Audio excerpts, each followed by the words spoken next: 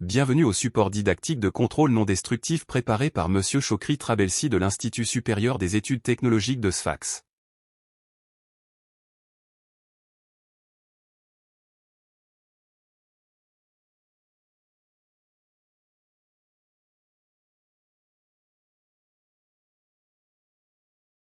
L'onde sonore est une onde mécanique qui nécessite un milieu élastique et déformable pour se propager.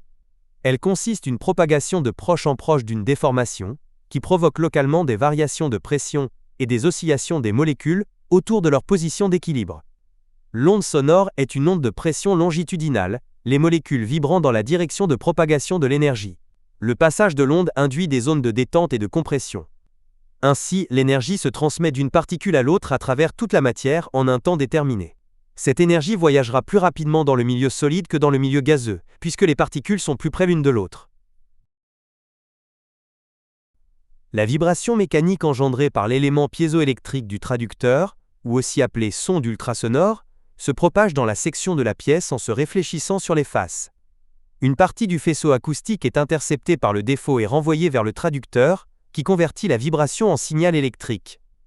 L'œil observe sur l'écran de visualisation un écho caractéristique apparaissant à une distance donnée sur la base de temps.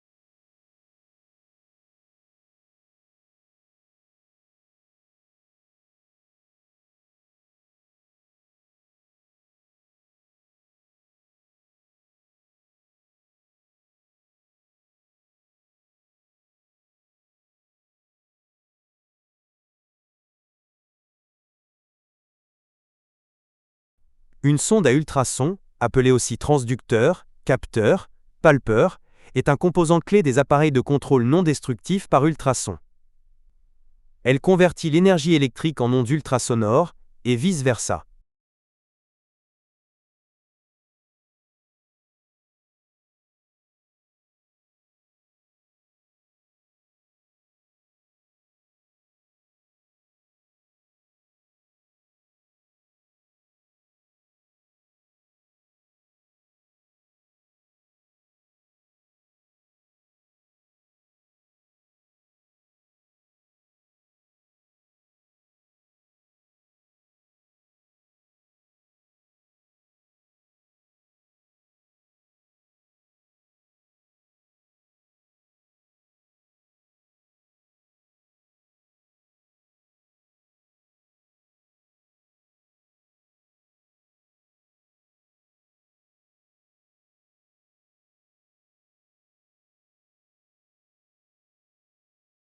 Le couplant est un élément indispensable en contrôle ultrasonore.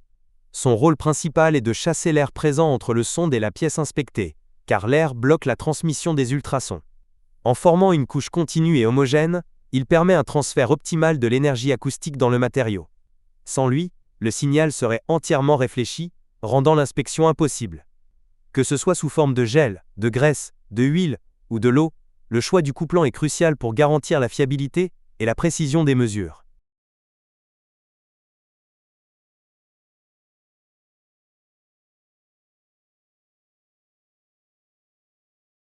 Le bloc étalon est un élément fondamental en contrôle ultrasonore, servant de référence pour l'étalonnage et la vérification des appareils. Fabriqué avec une géométrie et des matériaux parfaitement maîtrisés, il comporte des cavités d'usure, comme les trous plats ou les entailles, à des distances précises. Il permet de régler la vitesse acoustique, la linéarité et la résolution de la chaîne de mesure, mais aussi de définir la sensibilité et la taille du défaut à détecter. En offrant une base de comparaison reproductible, il garantit la fiabilité et la traçabilité des résultats d'inspection.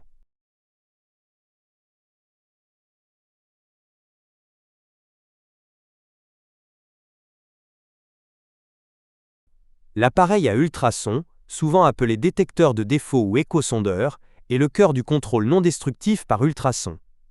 Fonctionnant comme un système radar, il génère des ondes haute fréquence, via un palpeur, puis capture et analyse les échos renvoyés par les discontinuités internes ou les faces de la pièce. Son écran affiche ces signaux sous forme d'une courbe qui permet à l'opérateur de localiser, de quantifier et de caractériser avec précision un défaut, en mesurant son temps de parcours et son amplitude.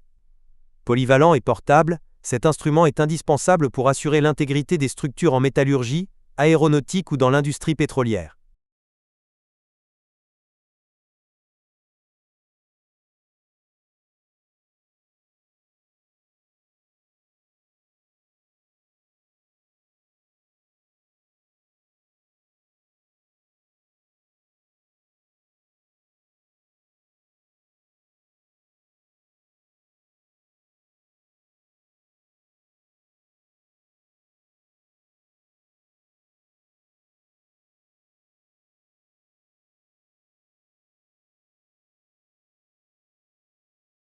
Lorsqu'en montagne, quelqu'un crie face à une paroi rocheuse, il réentend les mêmes sons un bref instant après, c'est l'écho. Les sons émis se propagent dans l'air, se réfléchissent sur la paroi rocheuse et reviennent. Pour que la personne puisse comprendre cet écho, il faut qu'à ce moment elle ait terminé de crier. Son cri doit être suffisamment bref pour ne pas se superposer à l'écho. Enfin, plus la personne est éloignée de la paroi rocheuse et plus le laps de temps après lequel l'écho est perceptible est grand. C'est le même principe qui est employé dans le cas du contrôle échographique. Les ondes longitudinales sont caractérisées par le fait que la direction de la vibration est la même que celle de la propagation. Ça veut dire, les ondes se propagent parallèlement à la direction de vibration et perpendiculaires à la surface de contrôle. Les plans des particules se déplacent l'un par rapport à l'autre en modifiant leur distance. Les ondes transversales se propagent dans une direction perpendiculaire à celle de la vibration. Les plans des particules glissent l'un par rapport à l'autre en conservant leur distance. Ces ondes ne peuvent exister que dans les solides car leur existence est liée à une résistance au cisaillement que ne possèdent ni les liquides ni les gaz. Les ondes surfaciques dites aussi ondes de Rayleigh, elles affectent la surface sur une profondeur de l'ordre de la longueur d'onde. Le mouvement est simultanément parallèle et perpendiculaire à la direction de propagation, ça veut dire résultat de la superposition d'une onde longitudinale et d'une onde transversale de même fréquence déphasée de π/2. Ce double mouvement explique la très grande sensibilité à toute discontinuité de surface. La vitesse de propagation des ondes ultrasonores dépend du mode de vibration des particules ainsi que la nature du milieu. Elle est donc différente d'un milieu à l'autre, ce qui implique une conséquence très importante. Lorsqu'un faisceau ultrasonore frappe obliquement une surface de séparation entre deux milieux différents, 4 faisceaux sont créés, 2 réfractés et 2 réfléchis, pour 2, longitudinal et transversal. Le tableau suivant donne quelques exemples de vitesse moyenne, vitesse longitudinale et vitesse transversale, pour les matériaux les plus utilisés en CND. Il s'agit de valeurs moyennes, car les paramètres élastiques des matériaux dépendent de l'état physique et chimique de ceux-ci.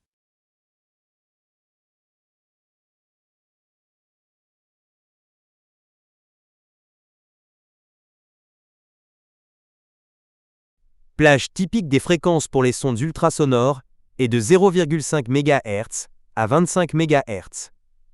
Basse fréquence de 0,5 MHz à 2 MHz. Pour matériaux épais ou atténuatifs. Exemple. Béton. Haute fréquence de 5 MHz à 25 MHz. Pour résolution fine. Exemple. Pièces métalliques minces, électroniques. Diamètre et forme des sondes.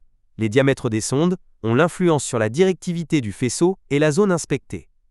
Pour les petits diamètres, de 6 mm à 10 mm, résolution élevée, mais pénétration réduite. Pour les grands diamètres, de 20 mm à 30 mm, pénétration profonde, mais résolution moindre. Concernant la forme, le sonde rond, pour les ondes longitudinales, et le sonde rectangulaire, pour les ondes transversales.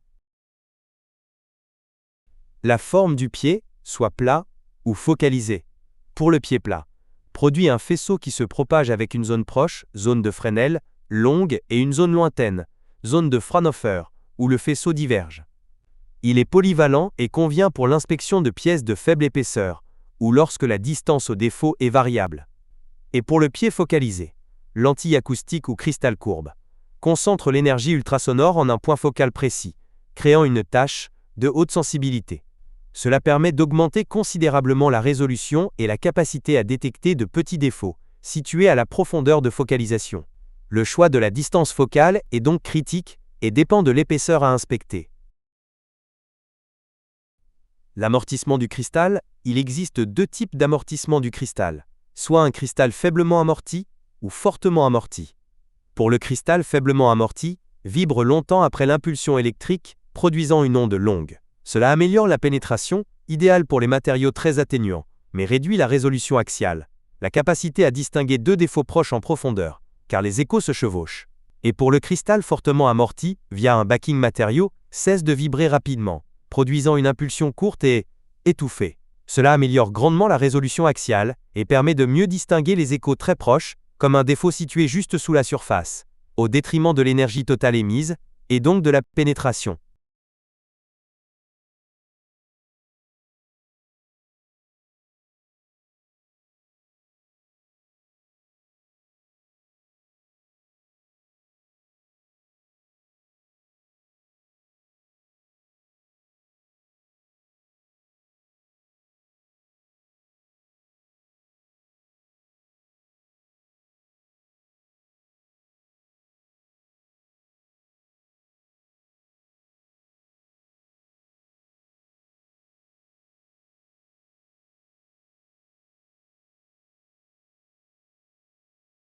Il existe deux méthodes de contrôle. La première est la méthode de contrôle par réflexion. Cette mesure utilise un seul palpeur qui est alternativement émetteur et récepteur. Il émet une onde ultrasonore longitudinale qui se propage dans la pièce à contrôler et de direction perpendiculaire à la surface à examiner. Toute dinuité du milieu sondé entraîne la réflexion d'une partie de l'onde ultrasonore. L'analyse a pour but ensuite d'évaluer les échos réfléchis. La mesure de l'intervalle de temps séparant le signal électrique d'entrée et le signal électrique de retour indique la position en profondeur du défaut. L'amplitude et la forme des échos de défaut sont caractéristiques de la nature et de la dimension O. La deuxième est la méthode de contrôle par transmission. Dans certains cas, en lieu de place d'une analyse des ondes renvoyées vers le palpeur émetteur, on utilise un second palpeur placé à l'opposé du premier et qui sert uniquement de récepteur. Les impulsions ultrasonores reçues par ce palpeur permettent de caractériser la transmission des ultrasons au travers de la pièce. Quand un défaut intercepte le signal, une partie de l'énergie ultrasonore est arrêtée et par conséquence, l'énergie parvenant au capteur récepteur est diminuée.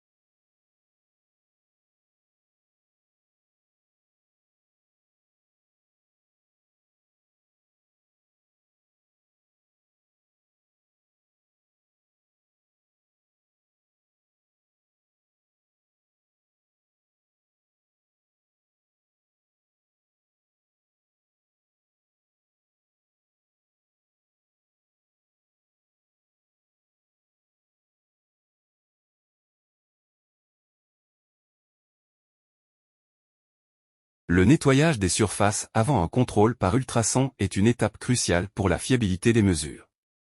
L'objectif est d'obtenir une surface propre, sèche et exempte de tout contaminant qui pourrait empêcher la bonne transmission de l'onde ultrasonore dans la pièce. Les impuretés créent un écran qui atténue le signal et peut masquer des défauts. Le nettoyage pour le contrôle par ultrasons consiste à dépoussiérer, dégraisser, éliminer peinture ou corrosion si nécessaire, rendre la zone lisse et propre.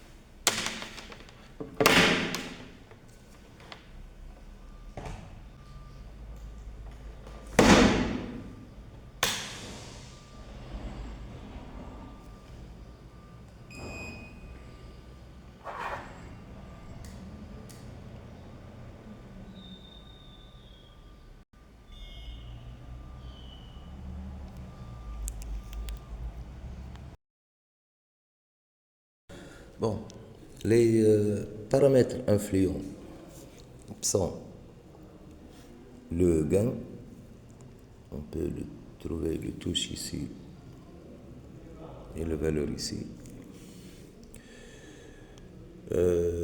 L'étendue, on peut le trouver dans un autre emplacement. Les seuils, c'est une deuxième fonction. Ici, c'est le gelé, ça veut dire faire une pause pour l'écran. Ici, il existe les paramètres. Ici, il existe les fonctions. Power. Bon, les éléments principaux de la courbe, qui est constituée suivant l'axe des Y par les gains et suivant l'axe des X par l'étendue. Les paramètres sensibles, on peut les déterminer à partir soit des bases F1, donc on peut trouver ici la vitesse, le décalage de 0, valeur de l'étendue,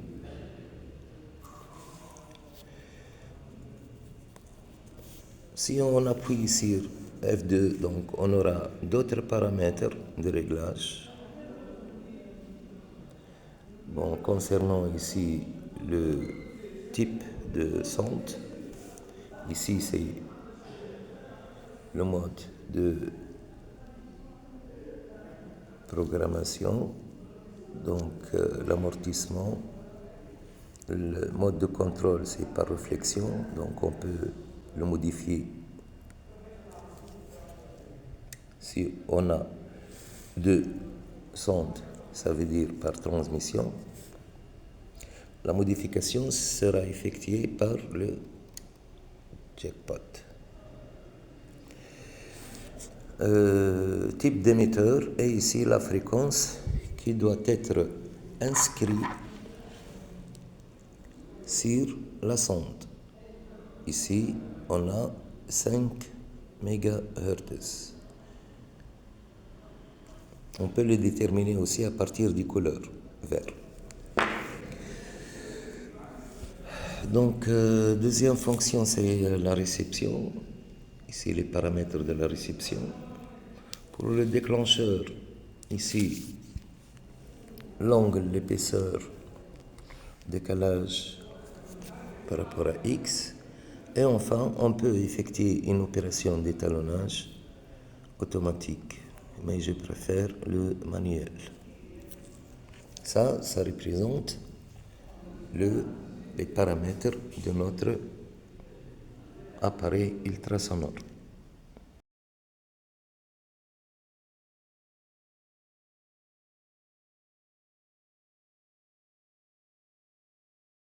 Passons maintenant au calibrage.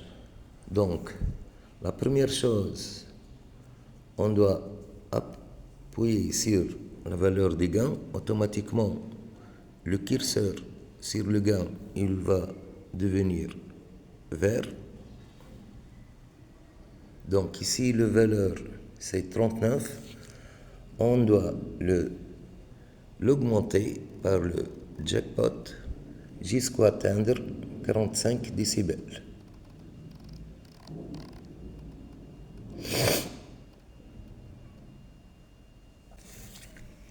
Ensuite, on a le réglage de la vitesse. On va contrôler une pièce en acier. Donc la vitesse longitudinale, ici, elle n'apparaît pas. Donc automatiquement, je dois chercher à partir des bases. Ici, on voit la valeur vitesse. Il suffit tout simplement d'appuyer sur P1 et avec le jackpot, on doit changer la valeur jusqu'au 5920 mètres par seconde. Sachant que ces valeurs, pour l'acier, il varie de 5900 20 jusqu'au 5960.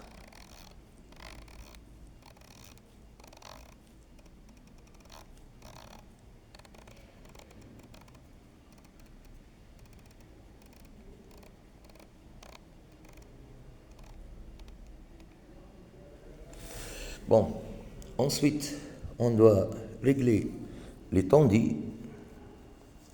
Donc, voici les tendus. On va régler le tendu avec la même chose, le jackpot, donc jusqu'au raffiné à 100.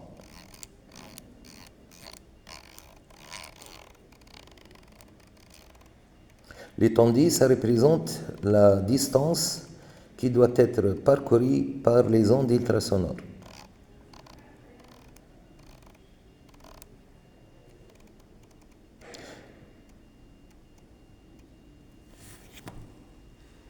Donc c'est la troisième valeur. Quatrième valeur, on doit raffiner la valeur du retard 0 qui est en microsecondes jusqu'à atteindre 0. La même chose, donc c'est avec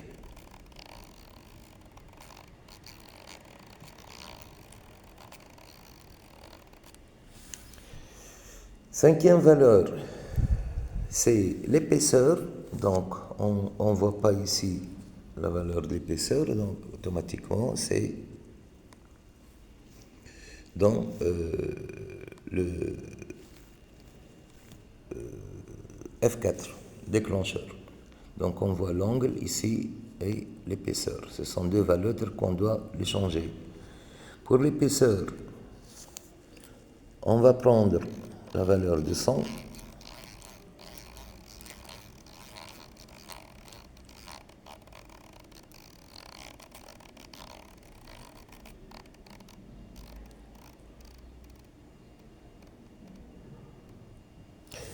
Et pour l'angle, donc on travaille avec un sonde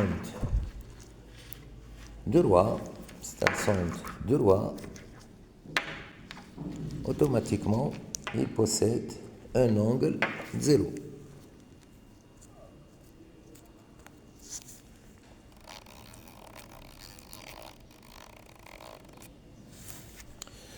Voici l'opération de calibrage. Donc, toutes mes valeurs, ils sont introduits. Je vais rappeler les valeurs, les paramètres qui doivent être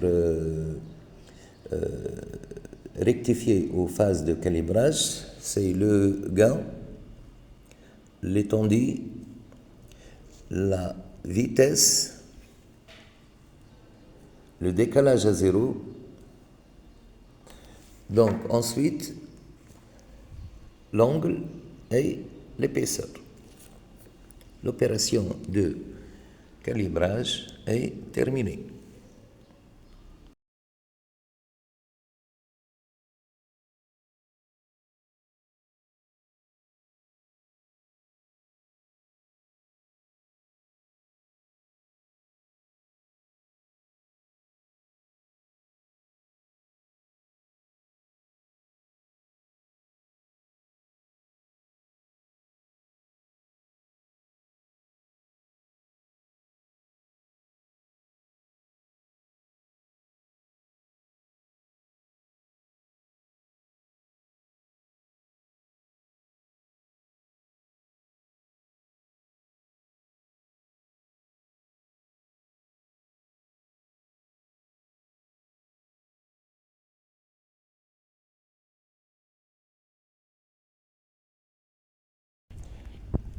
Pour l'opération de étalonnage, donc on a besoin de notre appareil, du bloc étalon et de notre couplant.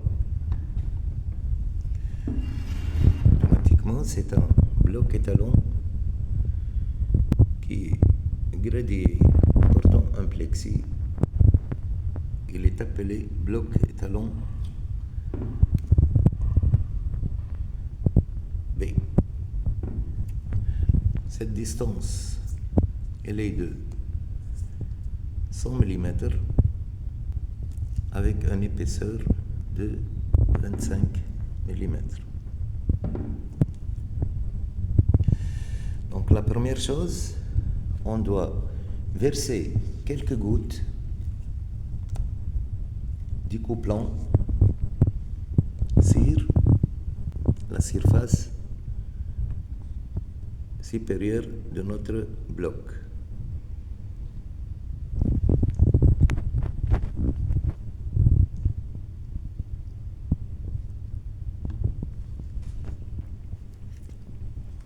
Donc voici le couplant. Et par la suite, on doit utiliser notre sonde et en même temps, on va voir ce qui se passe lorsqu'on met notre sonde sur le couplant.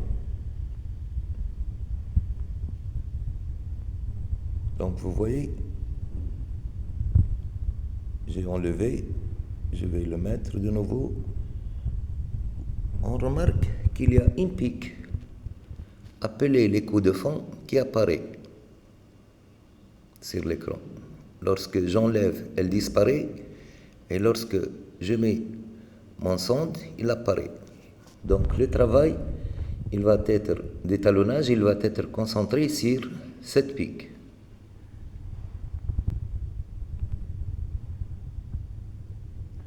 Donc automatiquement, on va jouer sur deux paramètres. Le premier, c'est le gain, et le deuxième, c'est le zéro, le retard. La première chose, le sommet de notre pic n'apparaît pas. Donc, nous sommes appelés à... Donc, j'ai appuyé sur le gain, c'est pour cela qu'il est devenu vert. Je dois minimiser la valeur de notre gain qui est maintenant 45 jusqu'à l'apparition du sommet au niveau de 80% de mon écran.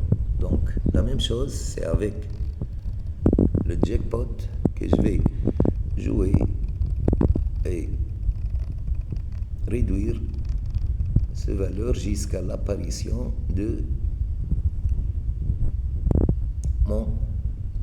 le sommet de la pique. Ok, la deuxième paramètre qui doit être corrigé, c'est le 0. Donc vous voyez ici, c'est le 0. Dès le départ, aux phases de calibrage, on a pris le 0 est égal à 0 microsecondes. Vous voyez ici, j'ai une valeur et une répartition de déviation, 10 déviations. Donc la même chose, donc avec le jackpot, je vais raffiner la valeur de 0 afin que je puisse déplacer le sommet de mon pic jusqu'aux lignes 10 afin d'obtenir une échelle 10 déviations correspond à 100 mm. Donc l'objectif ici, c'est de régler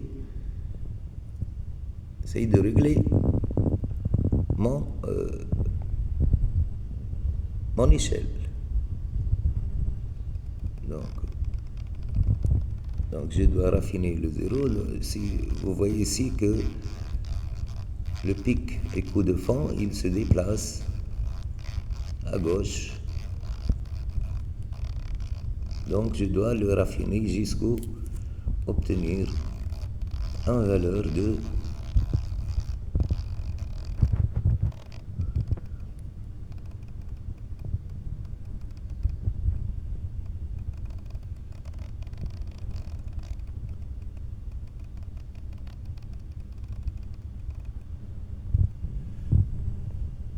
si j'ai bien terminé cette phase, donc je peux geler et je vais avoir ici un la lettre F, ça veut dire qu'elle est fixe. C'est l'étalonnage graphique. C'est l'étalonnage graphique. Donc, passons maintenant à l'étalonnage numérique de notre appareil. On constate ici qu'il existe une zone noire avec une unité de millimètres. Il y a un petit segment rouge ici qui peuvent être commandés par cette touche, les identiques. Donc si je vais actionner, donc je vais voir ici ce que ça va se passer. La première action, j'ai obtenu ici la commande départ. Donc avec le jackpot, je vais manipuler et je vais voir ce que s'y passe. Donc c'est un déplacement de notre segment au niveau de l'axe des X. Si j'appuie une autre fois,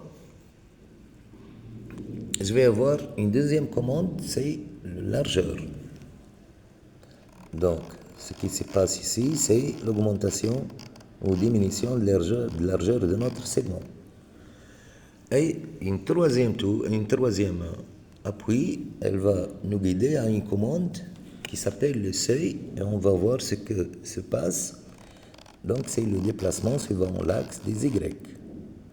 Bon, je demande à mes étudiants de régler ce segment à une petite déviation. Donc, automatiquement, ils doivent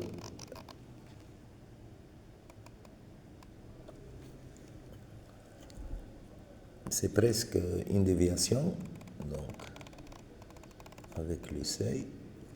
Et on doit placer ce segment à un niveau de 40% de notre courbe. Donc c'est le seuil.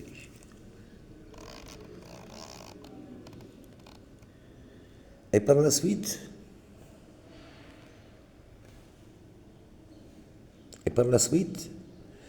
je demande à mes étudiants de faire le contact avec le pic de départ de la partie gauche. C'est identique au symbole indiqué sur l'appareil. Donc c'est pour cela qu'ils doivent utiliser le départ, commande départ.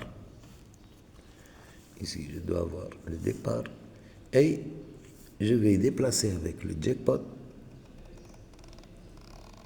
et je vais voir ce que s'y passe dans cette zone noire.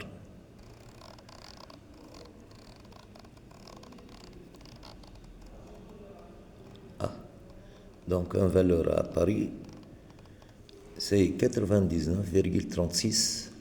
Et pour la hauteur de mon bloc étalon, il est 600 mm. Donc, j'ai quelques erreurs de réglage graphique. Et cette partie peut être facilement résolues par la commande de 0.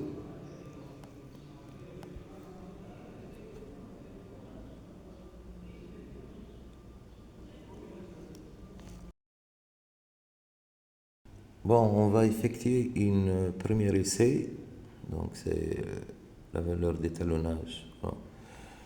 Et on va effectuer une opération de mesure de l'épaisseur de notre sonde, de notre bloc étalon.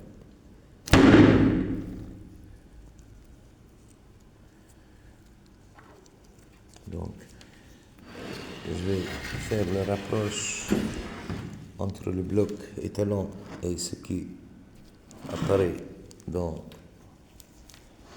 sur l'écran. Donc lorsque je vais mettre en sonde, ça n'a pas fonctionné parce qu'elle est fraisée. Donc je dois supprimer le F. Et lorsque je vais mettre mon sonde, automatiquement, je vais avoir plusieurs pics. Donc, je vais fraiser ici.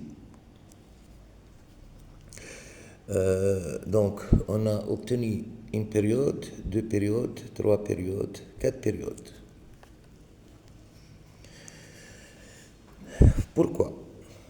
Donc, la question qui doit être posée, c'est pourquoi on a obtenu quatre pics, quatre périodes.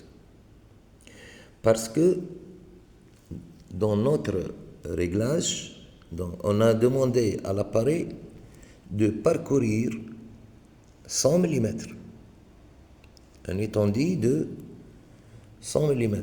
Donc c'est pour cela les ondes, ils ont propagé, monté et descente jusqu'à l'atteinte de ce 100 mm.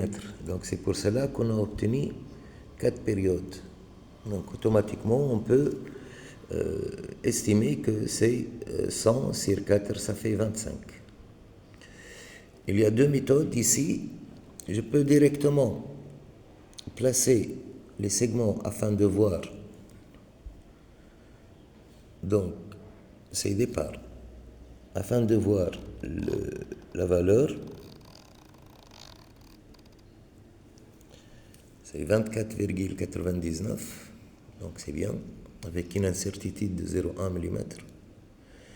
La deuxième chose, je peux changer l'échelle. Donc j'ai la possibilité de modifier l'étendue et la valeur des gains seulement. Ce sont les deux paramètres que j'ai la possibilité de le modifier afin d'ajuster notre échelle. Donc on va voir ce cas dans le deuxième essai. Au deuxième essai de vérification, donc on veut mesurer la distance jusqu'ici. Donc, pour effectuer cette opération, je ne peux pas placer mon sonde dans cette côté. Donc je suis obligé de le remettre de l'autre côté. Donc je vais exploiter le sonde, le couplant que je l'ai.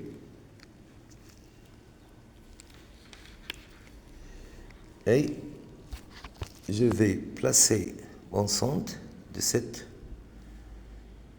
face afin qu'il atteigne ce parcours, mais malheureusement, je n'ai pas trouvé l'arrivée. Tout simplement parce que dès le départ, je lui ai demandé de parcourir 100 mm et on voit ici que c'est une distance qui est supérieure à 100 mm. Donc, dans notre cas, je suis obligé de changer la valeur de l'étendue.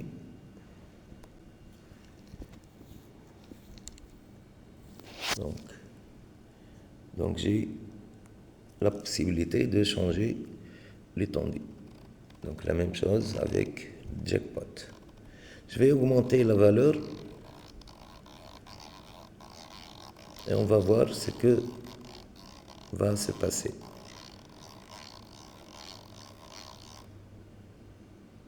Voici, il y a une petite pique ici qui apparaît. Donc je vais raffiner cette valeur à 200.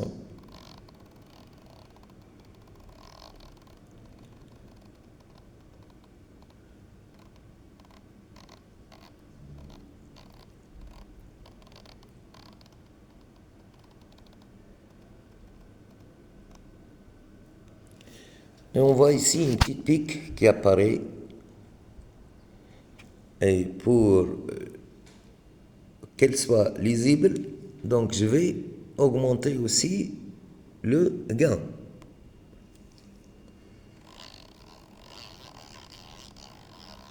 Jusqu'au 80.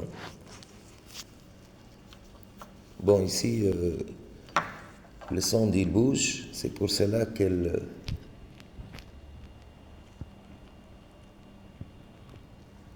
je dois fraiser afin que je peux travailler.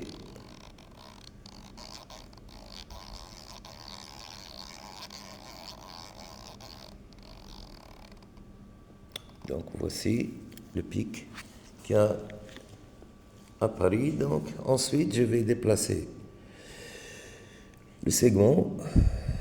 Donc c'est le départ pour que je puisse mesurer la distance. Donc c'est de 200,14. C'est un peu avec les impuretés des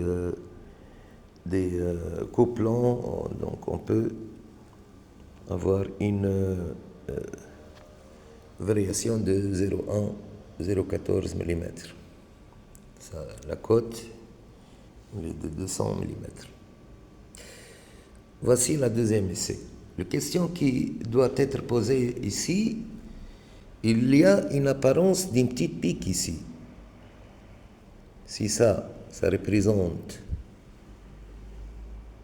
le coup de surface et celle-ci représente le coup de fond, donc ici à l'intérieur, dans cet parcours, il y a une petite pique qui a apparu ici et il est si proche de la surface, donc elle existe ici.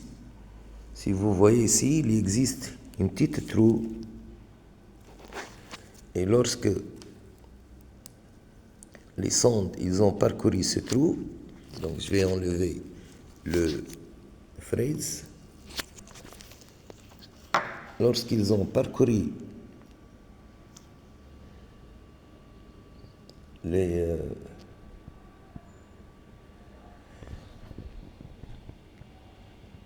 la pièce, donc il a passé par cette petite perçage et on a obtenu une pique.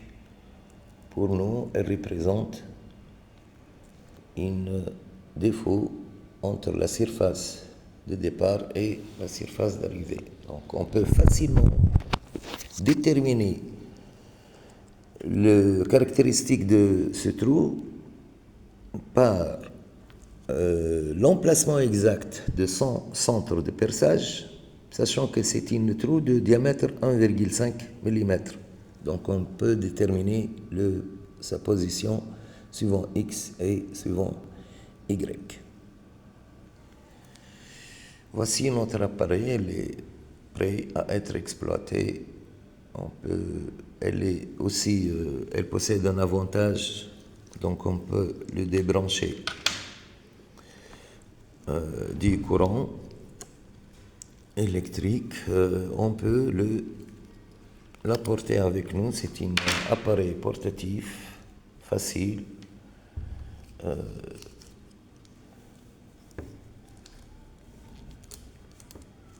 Et on peut l'exploiter sur les champs ou dans un laboratoire.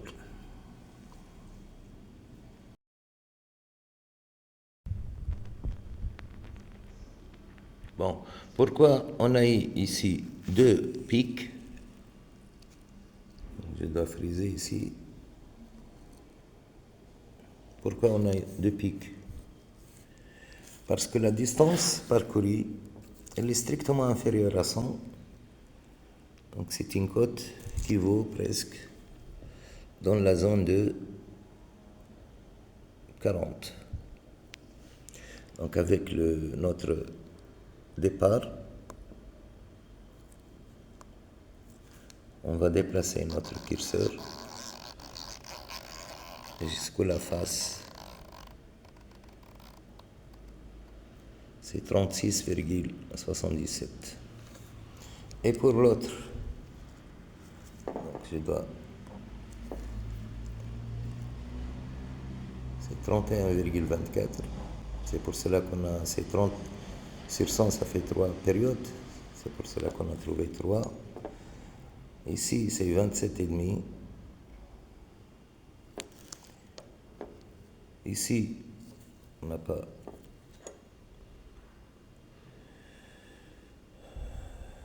départ.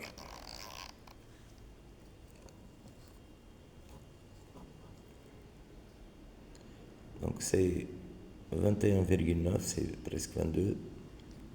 Et la dernière mesure, s'il y a un problème de manque de couplant, c'est de 16,95, ça veut dire presque 17 mm.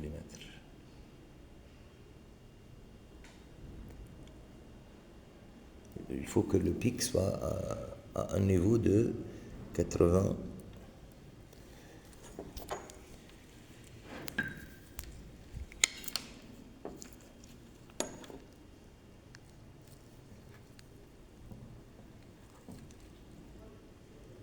Donc freeze.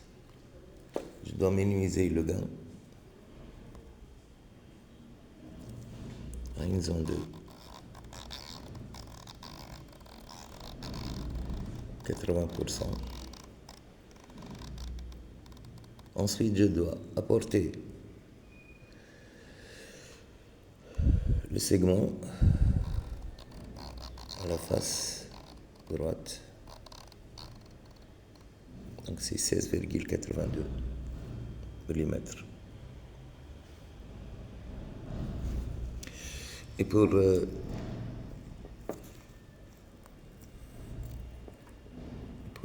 celle-ci, donc je peux fraiser directement parce que j'ai atteint pour la deuxième étage. Parce que le problème que je ne peux pas travailler avec une seule main et je photographe.